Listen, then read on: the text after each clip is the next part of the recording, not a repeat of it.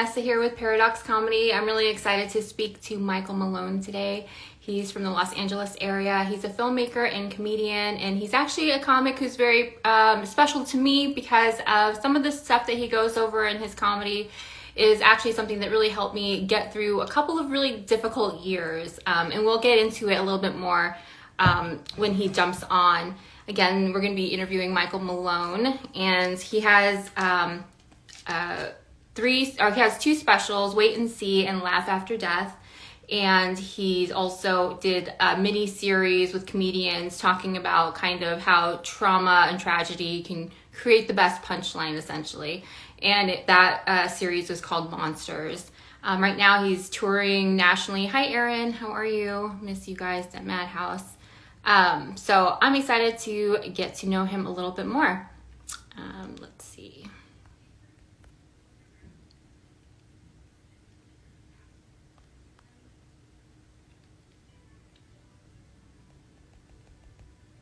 Hi, everyone.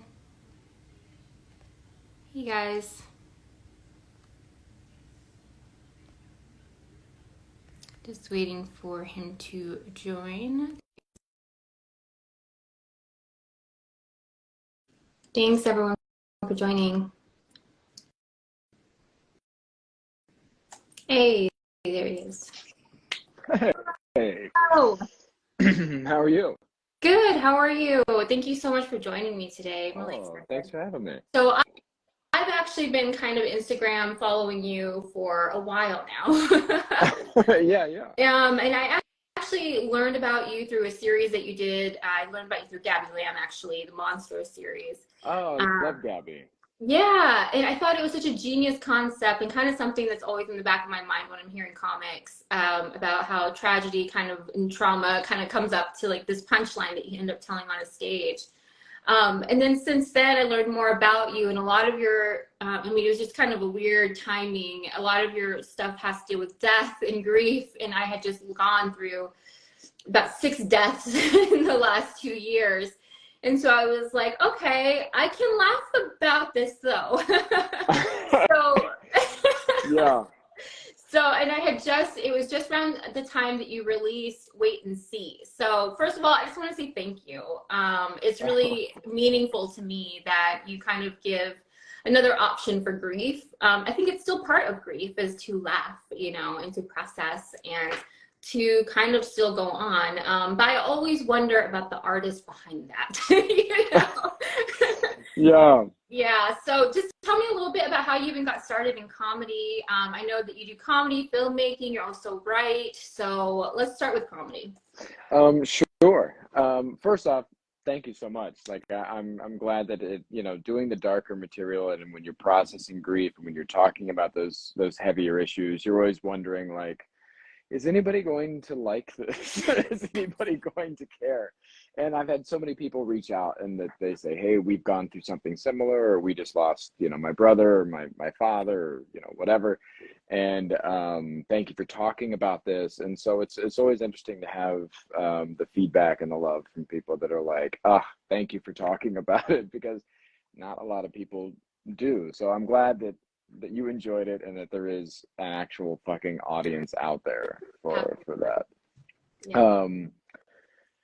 I started doing comedy when I was 19. Oh, I was 19 and my buddy was 18, and he was like, I didn't even know it was an option. He was like, hey, I'm gonna go to the Funny Bone, and I was like, for what? He's like, I'm gonna do stand-up comedy, and I was like, you can just do stand-up comedy? I thought you had to be like, like chosen, but I grew up watching comedy, Steve Martin, Sinbad, all the classics, Richard Pryor. I remember going out and listening to old Richard Pryor albums and stuff like that on my mom's old record player and stuff like that in the garage. So I'd always been around comedy. I just didn't know that, again, that you could just do comedy. And I started when I was 19 and caught the bug, and I haven't stopped. that's awesome. Yeah, do you look at the material you were doing when you were 19 versus like the stuff that you do now, and you're like, okay, did not see that coming at all? Oh yeah, I mean, you do that. I do that every like 6 months. You look at the material and you go, "Whoa." Yeah. Oh, I can't believe I was doing that. I'm glad I'm doing this. And yeah, but I think that forever evolves and forever changes. And it's, you know, I'm not the same person that I was even, 2 years ago versus I can't believe what I was doing when I was 19. you know. Yeah. Um, yeah, yeah. So it's interesting to go back through, and I just went through. Um, I was just in Vegas last week doing shows, and I had went through a few of my old albums, and I was just kind of cherry picking material because I'm not really working on a new hour right now, Mhm.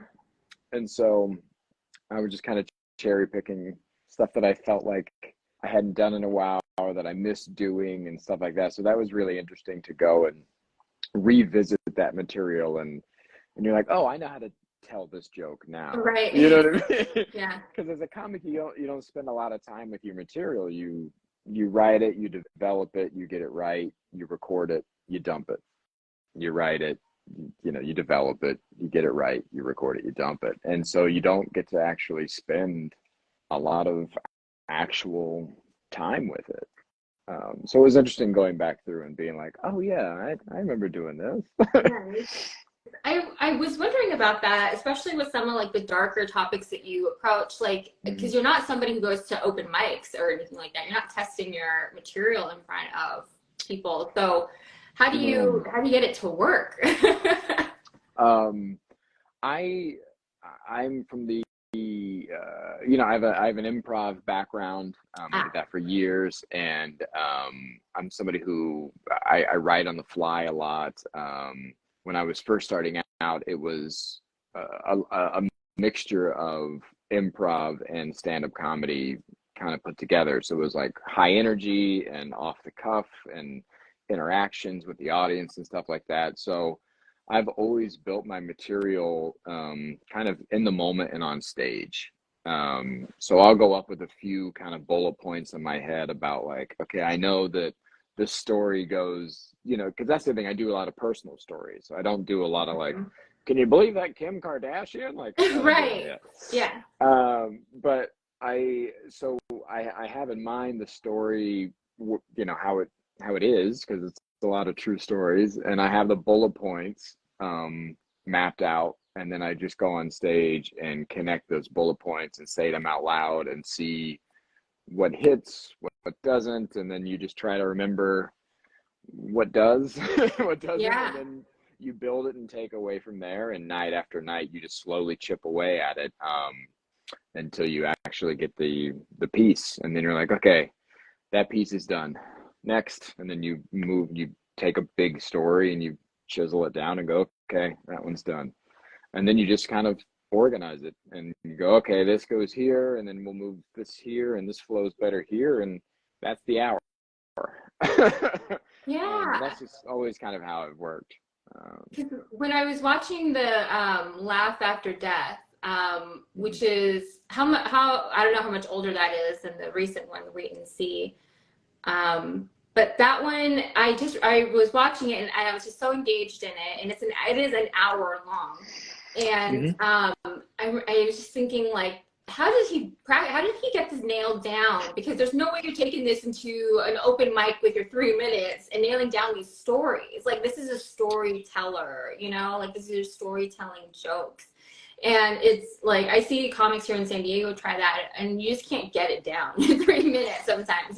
So Yeah. yeah, I was that's interesting. But you also write outside of comedy too, right? Or Yeah, it's interesting about it. So I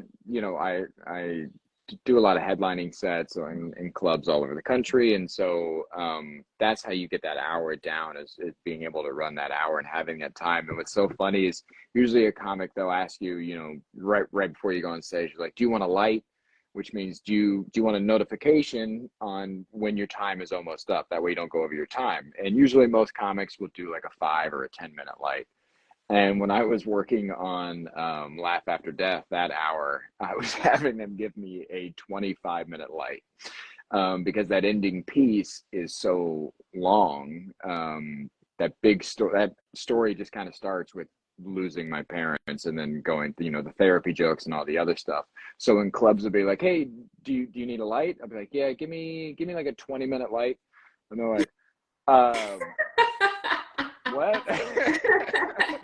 But that was my way to know that, like, okay, I can fuck around and I can do whatever, but when I see that light, okay, now I know I got to start I'm wrapping it up. I Yeah. have 20 minutes.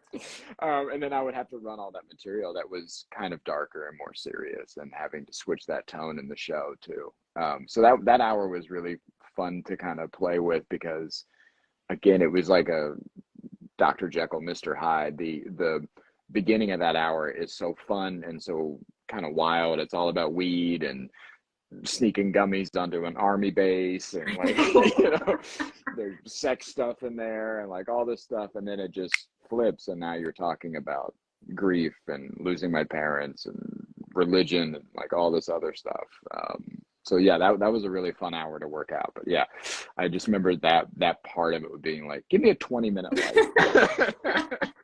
What does that feel like? What does that feel like? Because as a comic, I talk to comics all the time. They love that feeling. They get the rush of the validation of the laugh, right? But what's unique about your comedy is you're not just controlling the laugh. You're not controlling the room with laughter. You're also controlling it in that, like, in that turn where you're just like, oh, this is a serious part now, and we're taking this serious. It's like very like, can you feel that in a room? Do you know Oh when you God, hit yeah. it and when you nailed it? Yeah. Oh, oh yeah. A lot of, I mean, your later shows, like your Friday night late show and your Saturday and stuff like that, like your party nights are when you feel it the most, that shift, because people aren't, A, they're not expecting it. B, that's not what they signed up for. um, so it is a weird shift in energy there. And there for a while when I was running the full hour, what's unique about Laugh After Death is I didn't do that big closing bit a whole lot. I was kind of scared of it. I didn't really know how to do it, because I'd never done anything like that before. I'd only done it a handful of times, and then a week before the recording, I was up at Skyline in Appleton, which is a great club, and I had to run it every night, every show, and that was the first time I did it. So I ran it like 6 times in a row, and I had to warn the crowd there was a buffer in the and like I had to be like, we'd have fun. We'd be, again, it's high energy, it's bang, bang, bang. And then I'd have to slow it all the way down and go, okay, I need you guys to trust me. Yeah. Do you trust me? And yeah, okay, it's going to get dark, but then it's going to get better, and then you'll see. And I would almost like have to give them a warning in the beginning before I kind of knew how to make that natural transition into it, because again, crowds are not ready for that. But it's something that I talk about a lot now, is that idea of killing versus connecting, Oh. where anybody can kill. Open micers kill. When you actually connect with an audience, it's an entirely different energy. It's an entirely different thing. I always talk about the advice that I got from Leo Flowers and my buddy Ricardo Flanagan when I was before I was doing that material. Leo was telling me about killing versus connecting and how different it was. And I didn't really know what he meant by that. And then Ricardo, my good buddy, and he passed a few years ago, but man, we were such a great comic. But he told me, we used to hang out all the time and talk shop. And he told me one night, he goes, man, all those things you're not talking about, that's what they want to hear. And so I took those two things and kind of ran with it. And then once you make those connections and make that switch, you have audience members coming up to you that used to be like, oh, we had so much fun, or like, oh, you're, hilarious, whatever. Now they're like grabbing you by your shoulder and being like, man, we had a really great time tonight. Or, they're hugging you and they're like, we just lost our mother and thank you so much. And so that's the difference of killing versus connecting. You know, you're not really like, again, open micers kill, but if you can actually make an audience feel something, it's wild. Yeah, Um, exactly. Yeah. yeah. And that's definitely something that had set you apart, I think, especially over the last year. I got really kind of heavy into comedy. I watched a lot of comedy in the last year and a half. Mm. And I still haven't, it's so uncommon what you do, because what you said about the whole connection, the comics who are really popular, who really gain a following, who are really kind of just connecting with the people who are in the room with them, are the people who are talking about this realer stuff, but getting it, making it, I guess, More digestible. more digestible. Yeah, it's, Yeah. and I don't even know that I would say what you do is digestible because it's still pretty rough. Which brings me to one Yeah. of my questions about wait and see. Mm-hmm. One of like the lines you keep repeating is like, "Let's get darker," or like, "Let's get more dark," or whatever. Let's get dark. I'm like, did you know you were going to be saying that, or could you feel in the audience that you just had to warn them? I I had only done that a couple times leading up to that. That little phrase, and I would use it on those party nights that I was just talking about, like the Friday, the Saturday nights, where the energy is up and they're not ready to have that. So I would do a couple of those easy, wait and see. I kind of built it in a similar fashion as Laugh After Death. I would do the first half hour, which was all fun and jokes and kind of, whatever. And then that half hour is obviously the last half of the show. And so I would ease into it a couple of those jokes about, dating. I would go out in the audience. Are we dating? Are we married? What's happening? And you get a feel for them. And then you slip in the grandma joke about like, have you ever made this mistake? You ever asked your grandparents where they met? Yeah. That's the opening. Yeah. And then we do a couple dark jokes about, your grandma, grandpa meeting and this and that, and you feel them out. And that's the transition. And then you hit them with something really dark and they either like it or they're a little hesitant. And then you want to go further. And so I'd done that on a few nights where it was like kind of high energy party nights and they were kind of being resistant. So it was like, let's get darker. Yeah. And so when I did the special, it was just a small little black box theater, actually, where I filmed all the Monsters episodes. Oh. It's at the Third Wheel studio there in Hollywood, which I love. They're so great over there. And such a great little stage. It holds maybe 65 people if you're lucky, if you're like really cramming people in.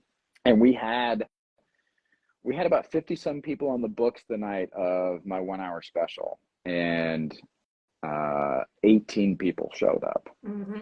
And so that special was filmed in a little black box theater in front of 18 people in East LA. And so in a small crowd like that, the energy in there is everything.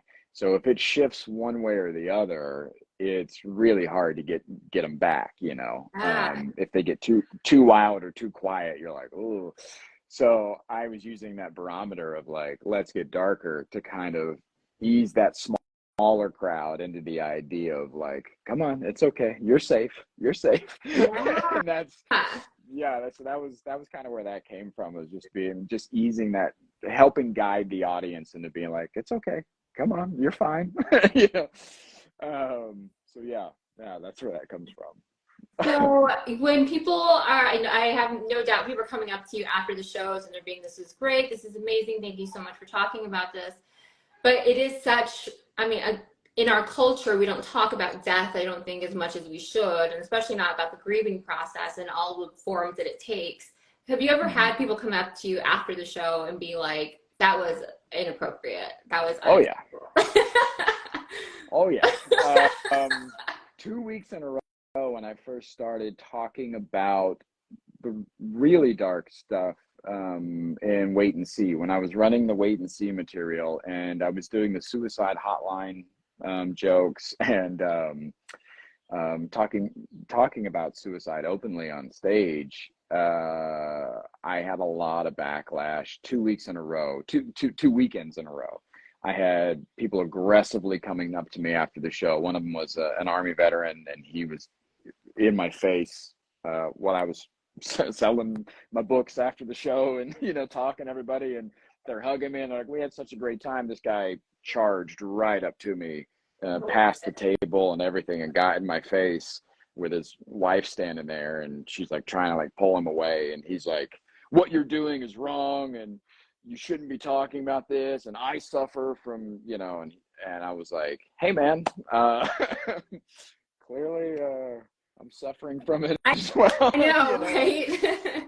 This is the whole idea, is to make it so we can openly talk about it more, and so it's not such a taboo subject, and so maybe some people can actually get some fucking help. And I wasn't that mean about it, but that's that was the messaging behind what I was. I was trying to talk him down a little bit, and I was very nice, and I understand that hurt people, and he was, that's he was going through it, and we've all been there, and he did not react well to that, and so the following, I called a couple friends, and I was like, should I be doing this material? Like, is this okay? Like, this is the material I'm doing, and they were all like, yeah, listen, that guy's dealing with his own thing. What you're doing is whatever. And I was like, okay. And then the following weekend, the same thing. Did the material, and somebody came up to me and they're like, what you're doing is really not cool, and you shouldn't be talking about this. And so I called my friends again, like really close friends of mine, and some other comics, and I was like, hey, here's the situation. Should I stop doing this material? Like, what the fuck? Like, my whole thing is like, I'm trying to help, and that's what I was trying to do in the other hour as well, was talk about this stuff so it's not so taboo, so you don't feel so alone, so that these are common feelings, so that you because that was the isolation that I felt for so long, was I felt like, oh, I'm the only one, when I think this is a common thought with grief. When my mother died, for the following few weeks, you see life move on without you. You're checking Twitter, and people are going to award shows, and they're fucking going to, the amusement park, and they're doing this and that. And you're like, hey, my mom just fucking died. Do you not know that? You think your world has stopped. Theirs hasn't. And it's very isolating. Mm-hmm. And I feel that way, or I felt that way about, what I talk about a little bit in Wait and See, when I'm talking to my buddy Ken in the car ride. That story is real. And I was talking to my buddy Ken, and I had told him that I think my story ends in suicide. That's how I felt. Mm-hmm. And his reaction was like, no, that's not okay. And I was like, oh, not everybody feels that way? Yeah. I thought everybody was like that. And so those moments are so isolating, and these are not things that you openly talk about. If that wasn't my good friend, I wouldn't just tell a stranger that on a bus, Right. So if these are the things that I'm holding in, what are the other people holding inside? And so that's what I was trying to connect with people, and I had a few people that were not okay with that, but you work it, you reword it, you find that happy medium, you try to fucking you try to make everybody happy as much as you can, but you can't always that's impossible, and you just have to continue on and know that, like, what you're saying is coming from a good place, and what you're trying to do is coming from a good place. Yeah, and it's your experience. And the other thing is, like, I can't control how you receive the material. I can only control how I say it, and I can make it as clear as I can.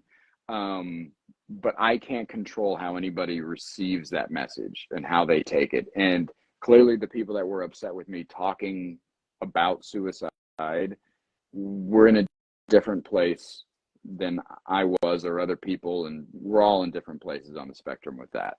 And so it hit them differently. And the only thing that I can do is really work on my messaging and make sure that it's clear, and make sure that they know that I'm coming from a good place, and I'm not mocking it or making fun of it or trying to, like, say that it's not real or any of those things, because I can't control how they And they receive receive it. it. Exactly. And it's funny because that joke in particular, I'm not even kidding. Like the night that your special came out, I was watching it, and then I kept getting, my phone was on Do Not Disturb. And by the time I took it off Do Not Disturb, I had all these missed calls and texts from a friend. And she was like, I really need to talk to somebody. I called the suicide hotline and I've been on hold for like a really long time, you know? So I was like, no, wait, you know? So like I went and I talked to her and I was just like, I want to tell you a joke, but I can't tell you that right now. It just You're came up. like, I've got a great joke for you. Yeah, when we're past this, you know, I got a great joke for you. Yeah. And I did tell it to her later. I shared it with her, and she was like, "Yeah, that's exactly how it is," you know. And she's a comedian too, so she gets it.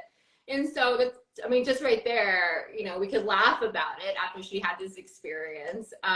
And you know, it's just talking about it. I think it just removes so much of the power and like the gravity of it. There's still the second step of getting like the resolution of like the help and stuff, but sometimes just removing the barrier, like to communicate about it, to say the word suicide, to say the word death and grief.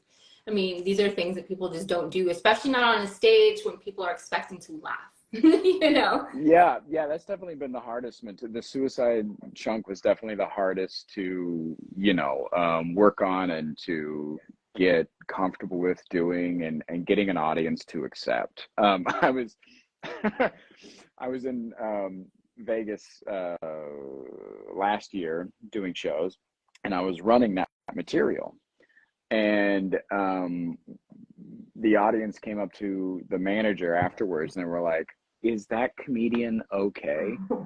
And the manager's like, "Oh yeah, Michael, he's great. Don't worry." And they're like, "We're really worried about him." And so Cindy, the manager, came back and she was telling me that. She was like, "Hey, we have a table that's checking on you." And I was like, "Oh, I'm tell him I'm great." That's like, and she's like, I let him know. Da, da. So she came back again a second time, and she goes, "They stopped one of our waitresses and they wanted to send you a drink and tell you that you're loved and all this Aww. stuff." And so I told Cindy, so then she came back a third time. They flagged her down after the show and they said, "Hey, we just want to make sure, like, again, that he knows that he's loved and all this stuff. And we check on him." And I told Cindy, I go, "Tell them that I left right after my set. And I was telling you it was my last show. And then I didn't." She's like, "Stop it." I was like, "What? What do you?" I was like, "No, it's very sweet, but you get that you get that again. I can't control how they receive it, and they were worried, and it was very sweet, and it was very nice, and that material has definitely been the hardest to work through." Yeah. I just want to take a moment real quick to read through some of the comments. Oh, okay, sure. So Craft B Sports says, "So glad you didn't stop that material." Caitlin, "Show me your bits. Love dark humor." Yeah, a good comedian is never okay. Well, yeah. That's true.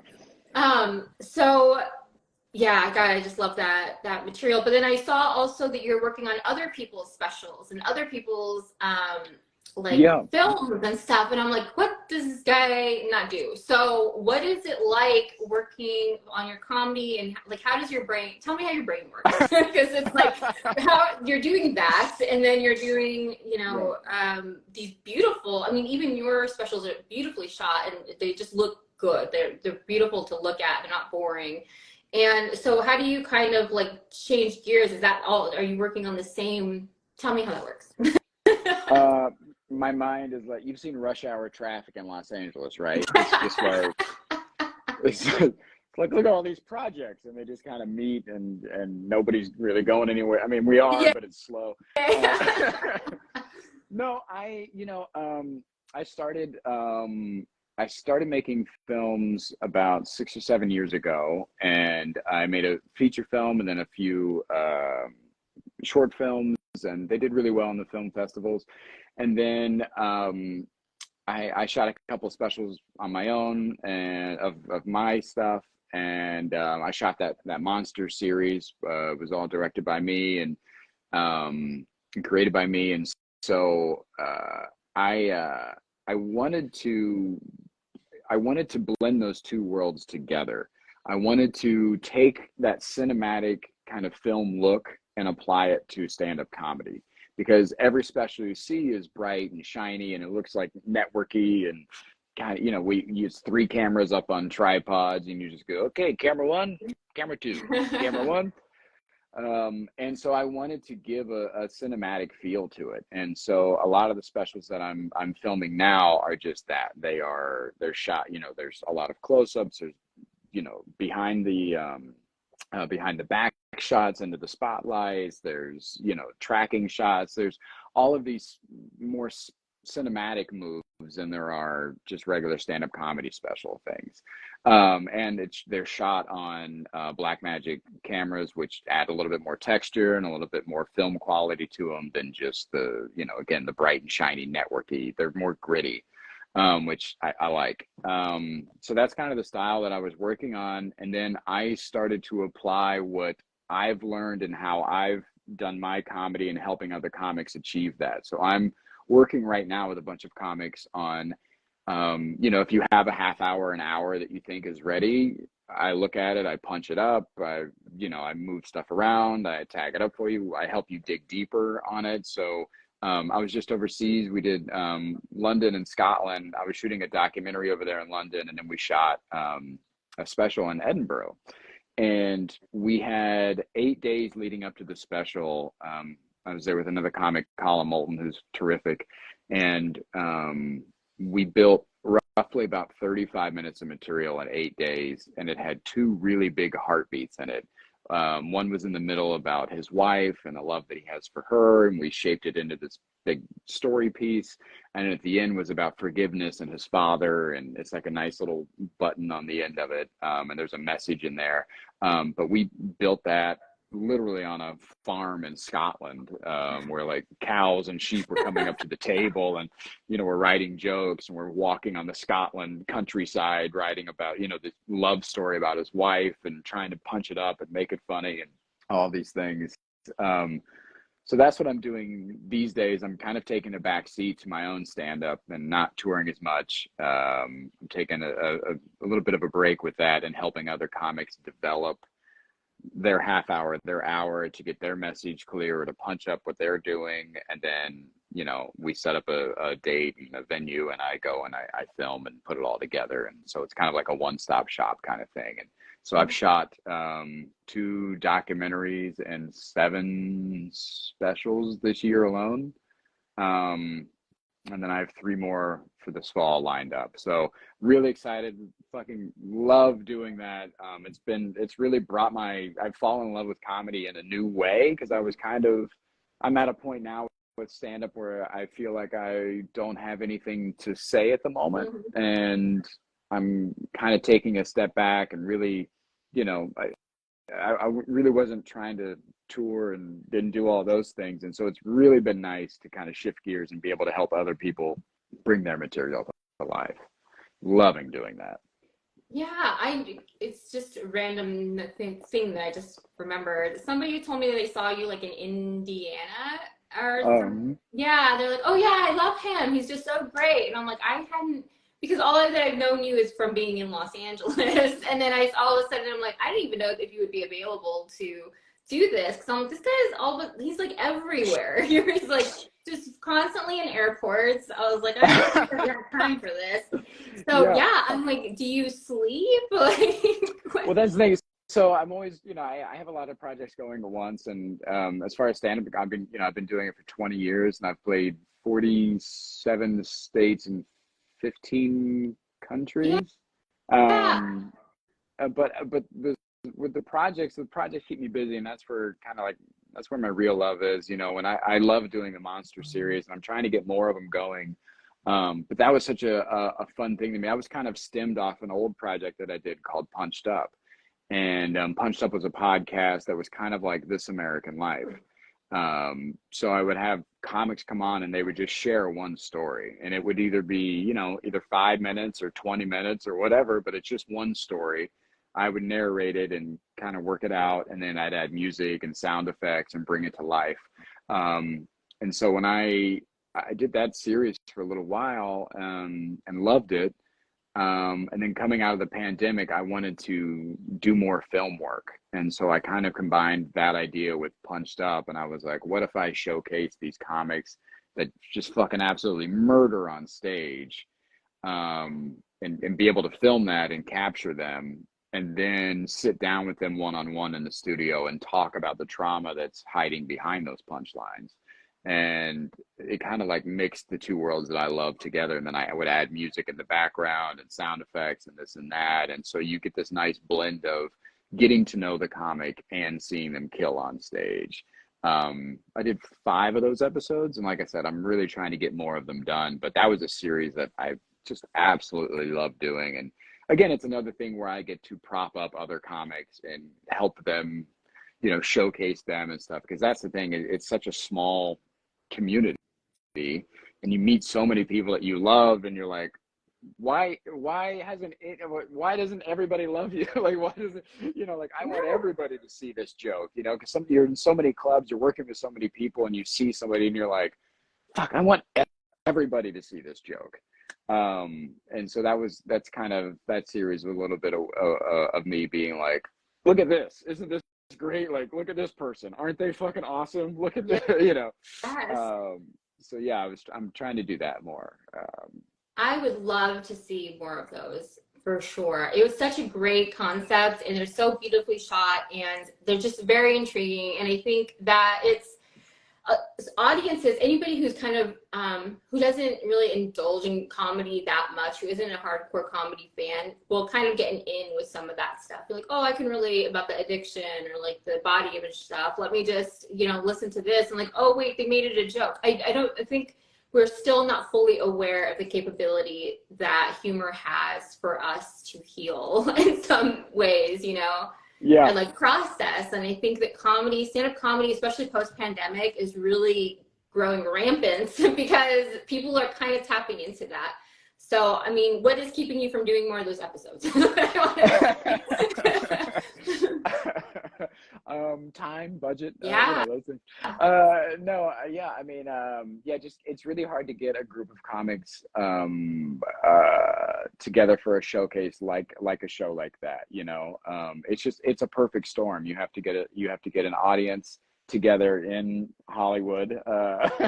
You have to get a group of comics that you love and want to work with together on the same night. And so, I mean, it really is the perfect storm of, and I got really lucky, and we sold it out. We had 6 or 7 comics on that show that night, and man, it was kind of like a test run, but it turned out to be such a beautiful thing. And all the episodes are themed, like you were saying. So one is about depression, one's about drugs, one's about sobriety, one's about grief. All these different things. And so that's also what I liked about it too, is you're able to kind of package them that way. And each comic is kind of like an expert in that area, or at least been exposed to whatever they're joking about and talking about backstage too. Yeah, I just love doing that. So something that I also find unique about you, and especially in doing that, is the comedy scene can be pretty, especially like in Hollywood, Los Angeles, can be pretty competitive. And the whole like culture around it is very, I mean, it can be difficult. I just hear from other comics. I'm not a comic, so I don't have to get involved in it. But even just running this page, sometimes I'm just like, for fuck's sake, you guys, chill out.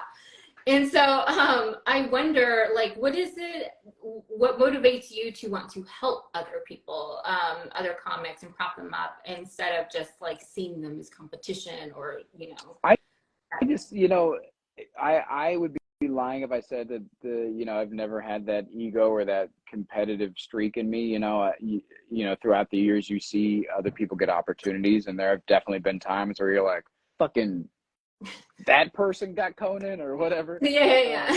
But the thing you have to, and it's hard to it's a lot easier said than done, but you have to realize that they're not taking away from your opportunities.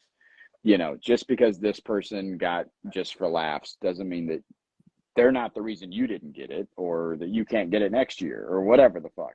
I think a lot of times in comedy we think that, like, oh, that's my spot. Right. No, it's not.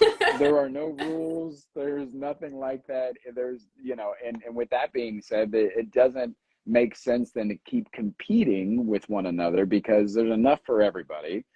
And if you're good, you're good. Yeah. You're gonna get work. So you don't have to worry about, whoever the fuck is killing right now, because in a year, like, who knows?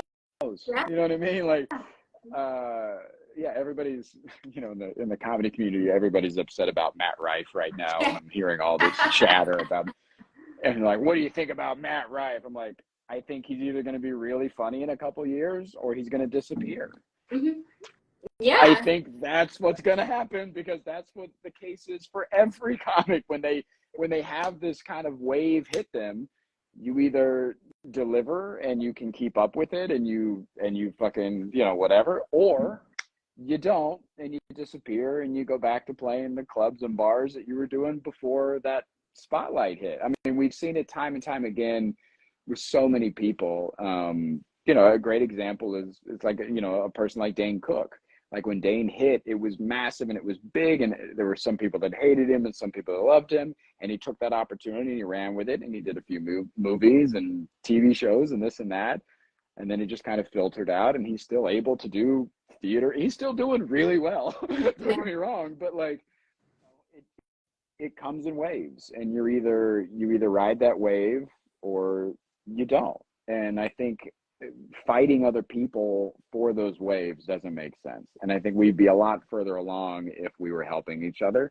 And I had a lot of comics help me when I was coming up, and pull you to the side and go, hey, try this, or don't do this, or even stupid things. Like, I had, things that you don't know about coming up as a comic, I had, you have people pull you to the side and go, hey, when you mention your t-shirts on stage, don't say the price.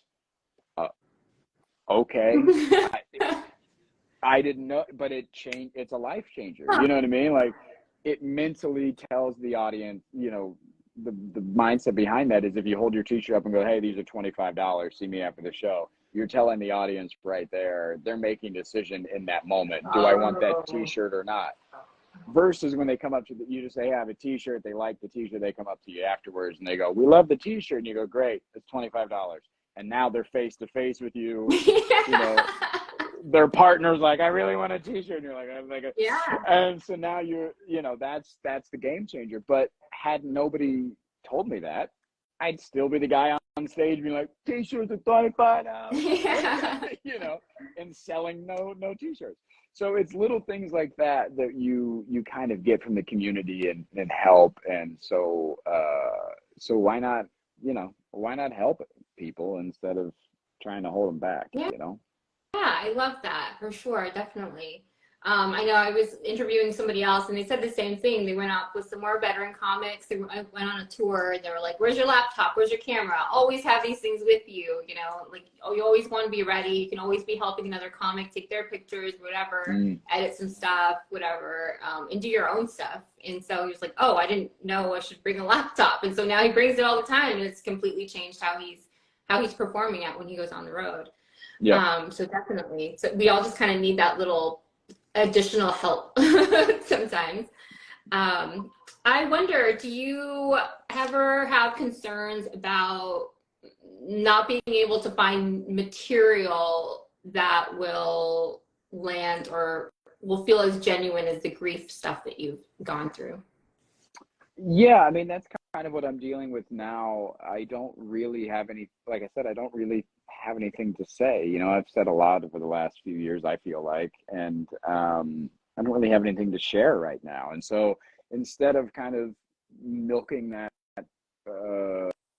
material or, fan base or whatever, and going out and touring kind of with the greatest hits or old stuff or whatever, I'm deciding to take a little bit of a break for the first time in a long time.